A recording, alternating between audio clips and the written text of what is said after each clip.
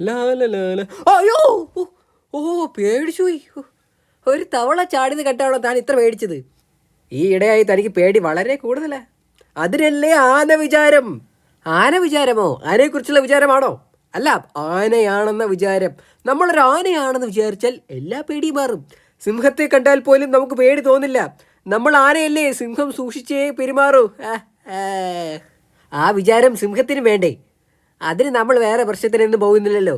ഞാനൊരു ആനയാണെന്ന് വിചാരിച്ച് ഒരു സൈഡ് വഴി അങ്ങ് പോവും. വിചാരം മാത്രം മതി, നമുക്ക് ധൈര്യം കിട്ടിയാൽ പോരെ. ചിന്നെ വിളിക്കണോ?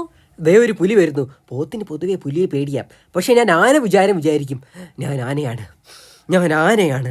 കണ്ടോ കണ്ടോ, അതോടെ എനിക്ക് ധൈര്യം കിട്ടി. പുലി ദേ ആ വഴി പോയി. എൻ്റെ ഭാവം കണ്ടിട്ടാ. ഈ വിദ്യ കൊള്ളാമല്ലേ സൂത്ര? ഞാനും ആന വിചാരം സ്റ്റാർട്ട് ചെയ്യാൻ പോവുകയാണ്. നിന്നെ ഞാൻ തുമ്പിക്കഴിഞ്ഞിട്ട് ചോദിച്ചു എറിഞ്ഞോളായും. Bloody fall. ഹേ മരം ഞാൻ കുത്തി മറിക്കും. എടാ, നല്ല പനമ്പട്ട എവിടെ കിട്ടും? നമ്മൾ ബന്ധുക്കളല്ലേ? അയ്യോ, എന്ത് പറ്റിയടോ? എൻ്റെ അമ്മാവനോട് എനിക്ക് പേടിയാ. ഓ, അതിന് താൻ ആനയാണെന്ന് വിചാരിച്ചാൽ പോരെ മണ്ടൻ. അത് ഞാൻ വിചാരിച്ചു. അപ്പോഴാ ഓർത്തത് ആനയുടെ അമ്മാവനും ആനയല്ലേ.